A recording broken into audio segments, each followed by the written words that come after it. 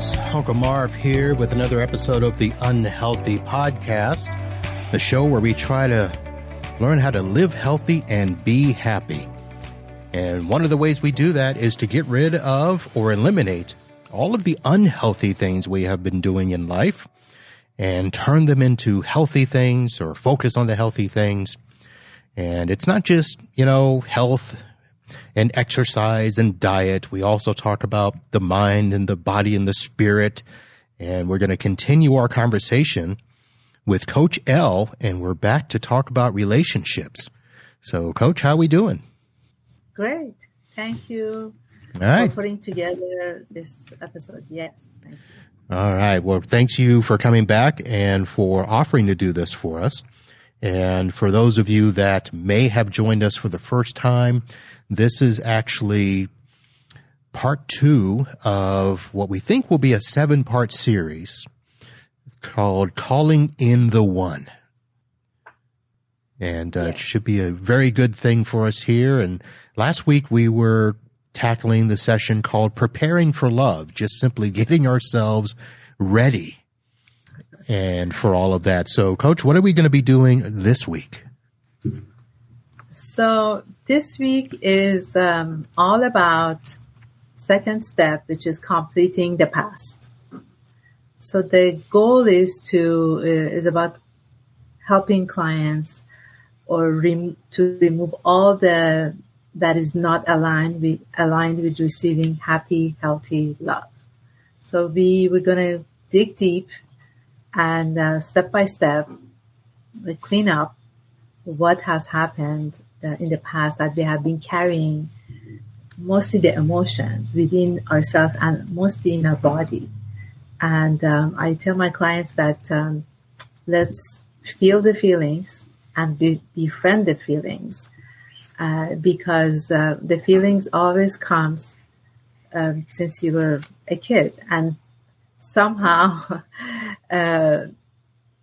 I per se used to just ignore my feelings and I didn't even know to name it. So on this session, I send my clients, I call it the heart work, and I send them a sheet that has all the feelings so they can take a look and read the feelings. And because I'm going to ask them the question, so how do you feel? And what that incident made you feel? And then we go deeper than feeling. All right. So as we get into this, let me do a quick introduction. Again, people may be joining us for the first time.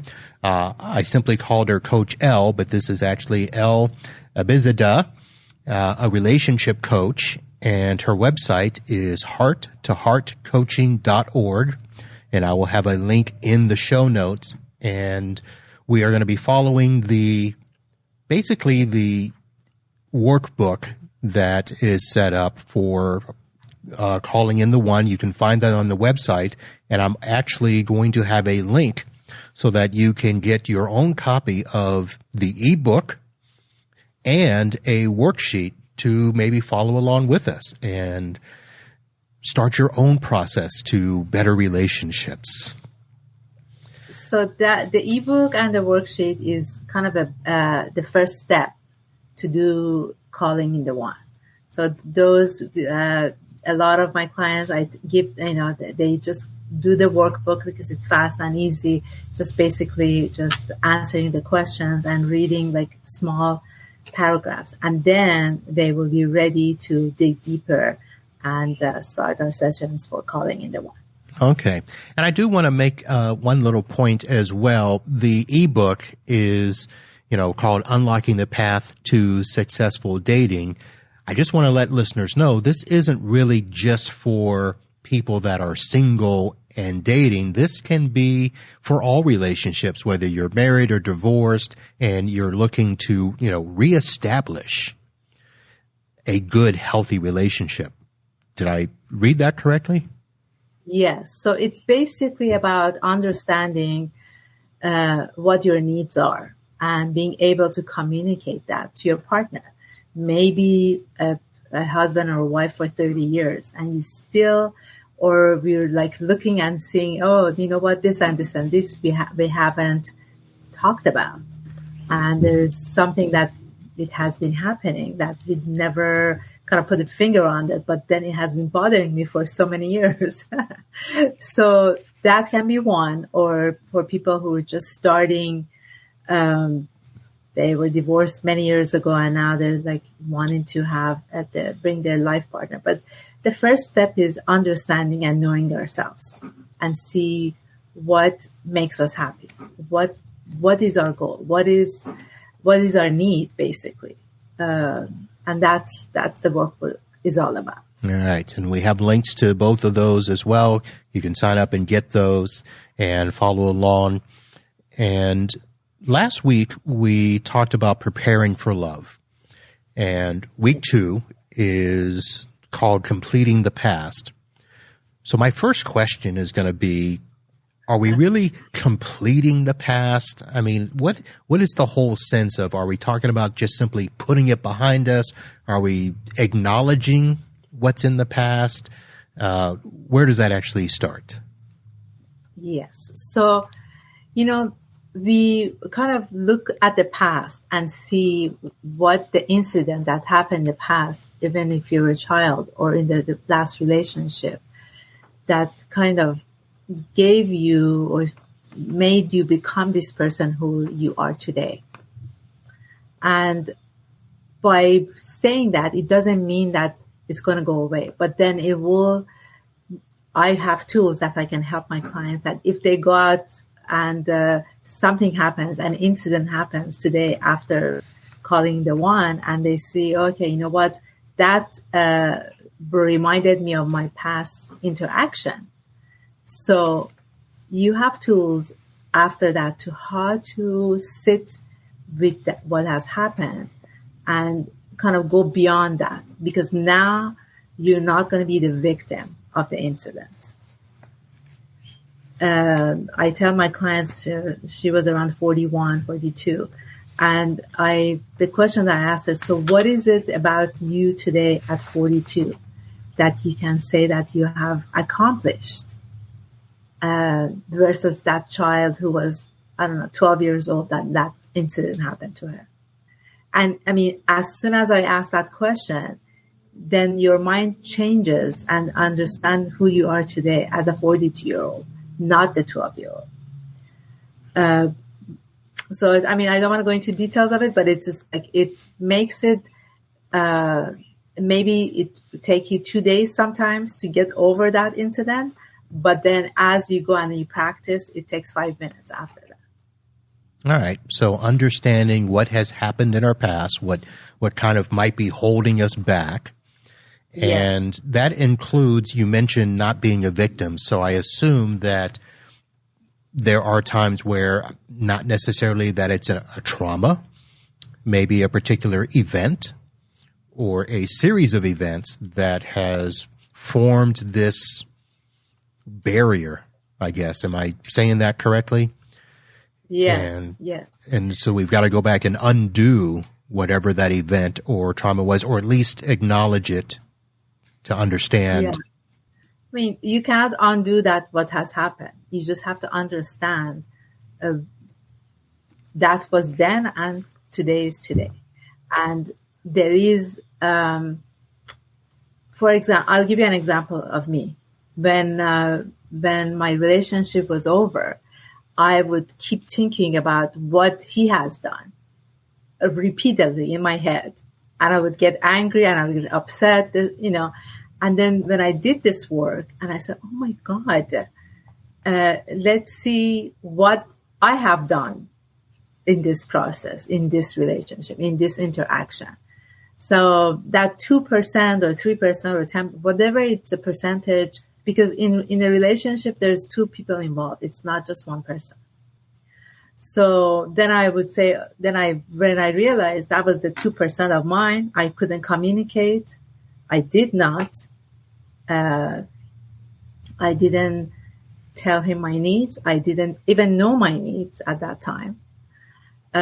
So then how can somebody fulfill your needs if you don't communicate it? So it is my 2% that I wasn't able to communicate. So that was one thing, that example that I can give you. And when that opens up, then in the other interactions, even at work, then I would, I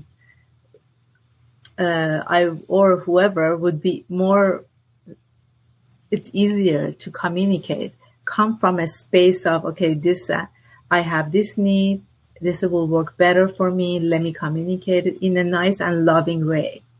And then we can have a conversation about it. So I see two sides there. One of it is simply acknowledging our side and our input into the relationship. And I'll use myself as an example. I know that I'm not the easiest person to get along with. And, I come across with this Uncle Marv persona, but when I'm home, that persona is turned off. And there's a part of me that, needs a little alone time, doesn't want to be bothered. And that may be difficult. Well, let me rephrase that. That has been difficult for my wife of 20 years. We've made it 20 years, and I'm not going to say that it's, been an easy road. I know it's not. And part of that's my fault. And while I might be a good communicator on a platform like this, you mentioned being able to communicate feelings. That was something that was not done in my family prior to meeting her. Right. So let's just work on that for now. So how would you express that, communicate that to your wife tonight or whenever you go home, and just lovingly, very straight and, genuinely at that, I understand. I just got home and I understand you want to talk to me, or I don't know, I have to do this and that, but would it be possible to get half an hour or 45 minutes to myself?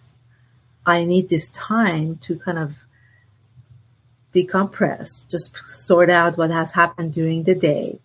And after that, I'm going to come, let's have a conversation.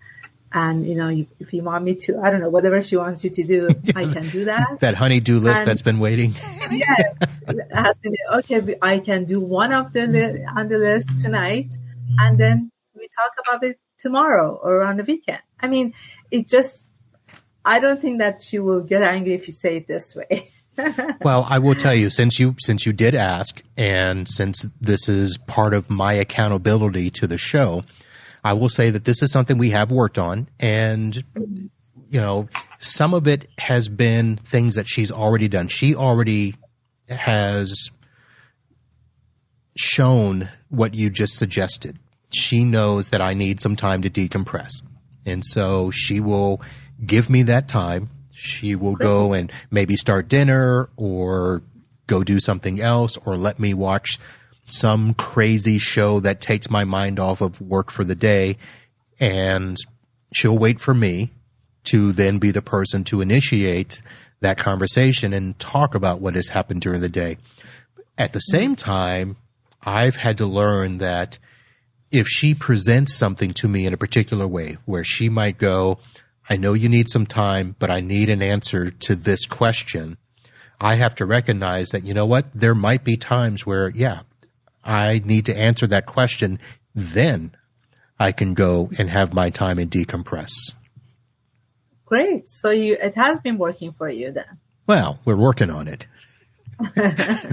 So it's step by step. Yes. And then, that means that what you're saying is she understands your needs and you understand her need, because when she comes with a question, that's her need to be answered right away. Right.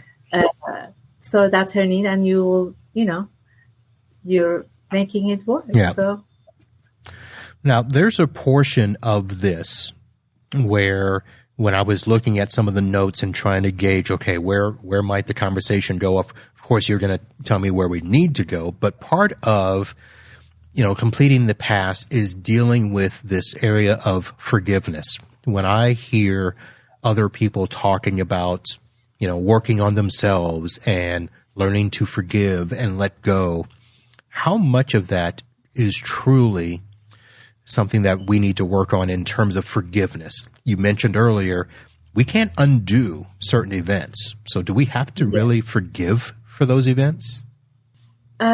So I invite my clients to do the work of forgiveness. And basically, the forgiveness part is you do the forgiveness for yourself. You don't have to talk to the person. You don't have to interact with him or her, anybody. But in your heart, because everybody's actions happens from their own past experiences. It's just I forgave a bunch of people in my life just because I wanted to get to another level of being and be comfortable with myself. And that's basically what you do. So forgiveness, it's sometimes not easy and it has steps. So there is one process that I work with my clients that it's like closing their eyes and like understanding the other person is sitting there if it feels safe. Sometimes it does not. And then they can talk and say exactly what has hurt them, what has been that interaction was feeling for them. And when they talk about that, when they write it down, it's a process. It's not going to happen just one time. It depends how big of an incident has been in their life. And it works when you do that. And then you look at it and say, okay, I'm forgiving this person to go on with my own life and open my heart to bring another person, a loving person to my life. Then that's your goal. That's what's going to happen. That's what you do because you wanted to bring that loving, healthy relationship to your life. I have a question that may take us off course a little bit. That's okay. When we do something like that, where we go back and look at our past and we either forgive ourselves or we forgive the person or both, how much of that should we bring into a new relationship with letting the person know, you know, in order to show openness and vulnerability, here's something that's happened in my past that was an issue. I'd like for you to know about it so that we can, you know, deal with it up front and be honest about it. Is that something that, and I'm just asking because I've not been in therapy, I've not been to counseling, so I don't know if this is something that would be done, but I would assume that there's some of that that needs to be done. Or if it's in the past, do you just leave it in the past? Yes. When you get closer to that person, it's wise to talk about that and say, you know, this is what has happened in the past. I'm a little bit vulnerable and I need to go step by step slowly. And I hope you understand, you know, where I am. This is, and you can give him a little bit of the details of what has happened. That person was not kind to me. I need some time. I had a client that physical touch was not easy for her because of their last experience. So she did tell the new person in her life that I need some time. So they were kind of going out with each other a couple of months. And then he said, okay, fine. When you're ready, you tell me. And that's what happened. So when she was ready, she told him. So it is, and that it's going to work when it's like that. If it's just forced or if they don't talk about it and the other person gets, oh, why, I don't know, she doesn't want me to hold her hand, then it's going to be, the question going to be on his mind. And what, am I doing something wrong? She's this and this. But if they talk about it at the beginning, then it's going to go smoother. And if that person is for her or for him, then they will stay. If not, then they won't. So. All right. So we are into week 2 of calling in the one, and we're talking about completing the past. And obviously, as you mentioned, the steps in this process may take some time, acknowledging the things in the past. There were some other things in the notes that I saw about renegotiating old agreements. And then you said spoken and unspoken. Yes. Now, So, go ahead. yeah, I can give you examples on those. So, an example would be you had a girlfriend or boyfriend when you were 16 and it didn't work out, but then in your head, you imagined being with that person when you're 25 and you're going to wait that this is what's going to happen because that's what you wanted in your head. So it is unspoken and you never told that person that that's your desire, but that has been holding on with you and you're 35 today and none of your interactions or it hasn't worked. So this would be something that you have been kind of unspoken in your heart, in your head, that you kind of thought about it. And then we can clear that up and say, okay, that was, yes. Are you talking about, well, I'm thinking of, a lot of times people have in their head the way that they imagine their life is going to be.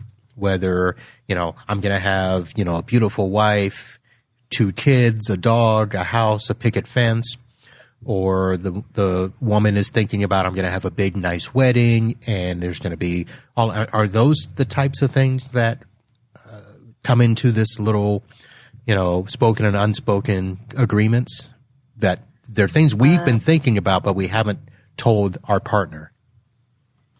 It's something like that. Okay. A little bit like, let's say another example, there was a lady that I worked with and then she always wanted her husband to be friends with her dad.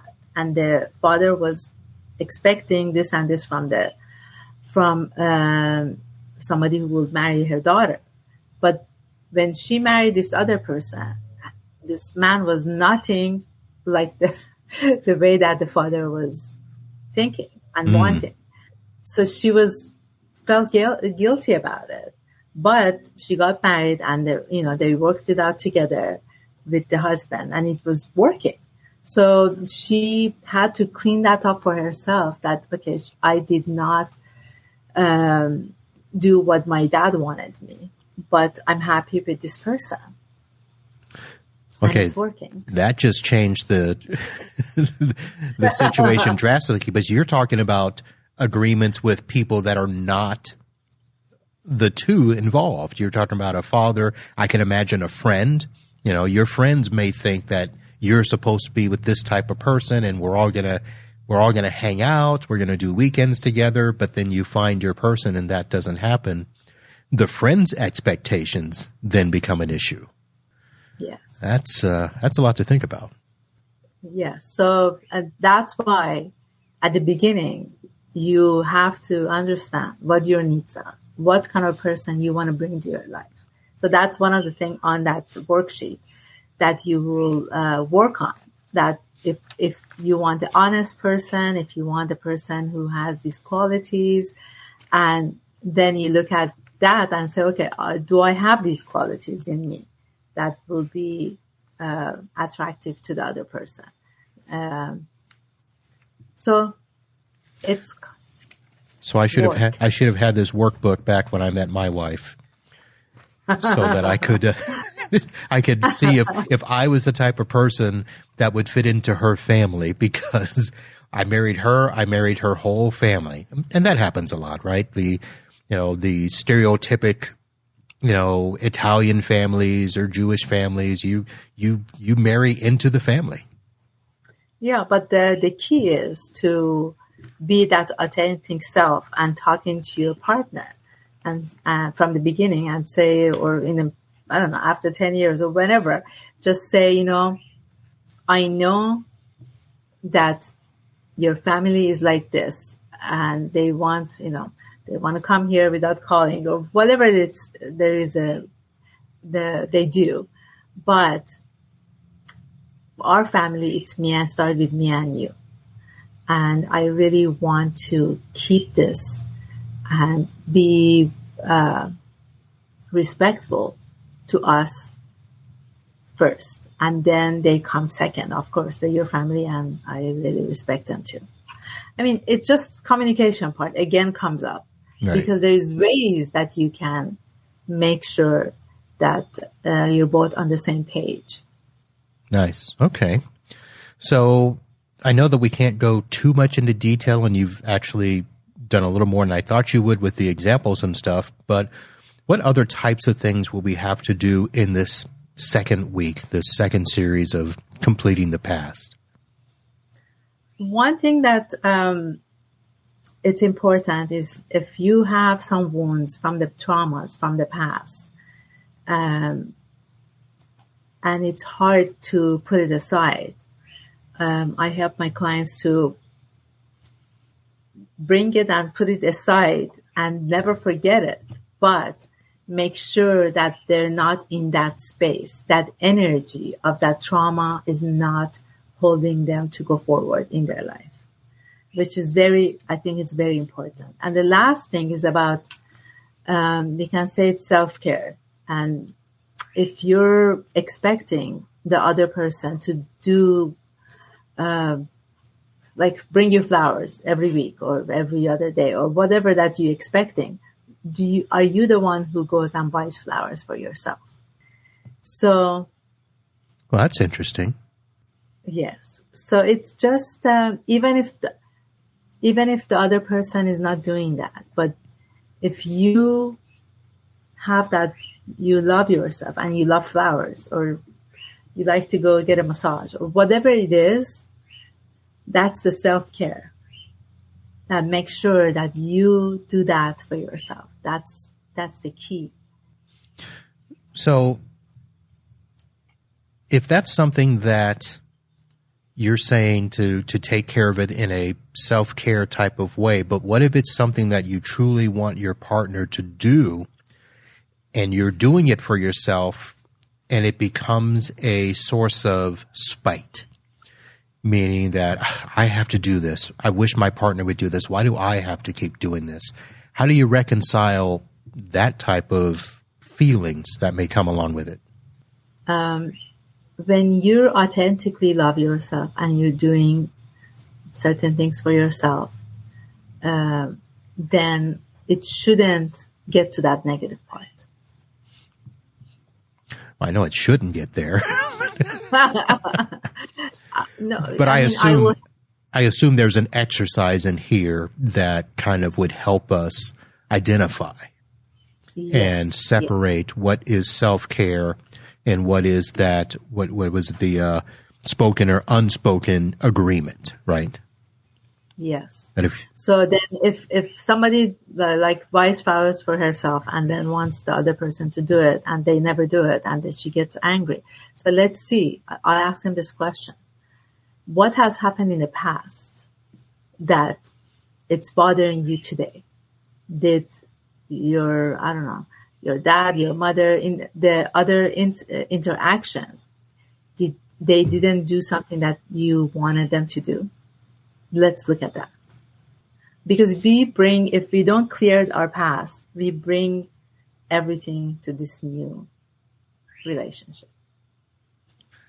Okay, that makes a little more sense because I know that the phrase has been used in relationships that I know about. I'll put it that way. where if there is a previous relationship that the one partner may have to say to another, I'm not that person, because they may be bringing that baggage with them and that same expectation, good or bad. Yes. Where you have to separate yourself and say, look, that's not who I am. That may be who that person was. And if it's a good thing where if that's what you want, then why didn't you stay with that person? Or if it was a bad thing, don't expect that I'm going to do those bad things as well because I'm different. Am I? Yes, exactly. Okay. Yeah, exactly. So the conversation should be this way, that, let's start our interaction from today. And we put all the past experiences here. And if anything, in any interaction, if anything that I say or do brings back the old memories. Let's have a conversation about that. All right. All of that in week 2. That's a lot. Yes, that's why I see my clients 10 weeks, because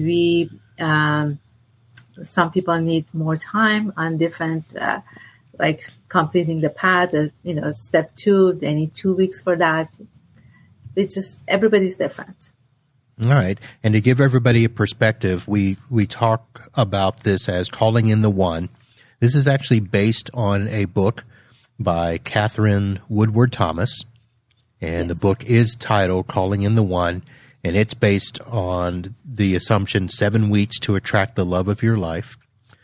So let me ask from your perspective. I know that you've mentioned a couple of times examples from your own situation that you use to help your clients. What was it that got you to come to this book and to want to take on being certified in coaching others? So after 10 years, I realized that me and my partner, we're not in the same, we don't want the same things. So we had a conversation, but the conversation was the way that I did before. So I came across Catherine's work. I took her workshop for like 3 days. And I said, oh my God, I understand how this is can be helpful for me. So I got deeper. I read the book, and she offered to become a coach. And I said, yes, I will go through this and work on my own. And that's what I did. And I said, the first thing I remember, I said that to myself. I said, oh my God, I know exactly what I did wrong in this interaction. And I did call my ex and I said, these are the things that I did wrong. I'm sorry. And that's what happened. And then you turned your life into coaching others. Yes, because I saw that especially for the younger generation, everything is on the phone. There's no interaction face to face.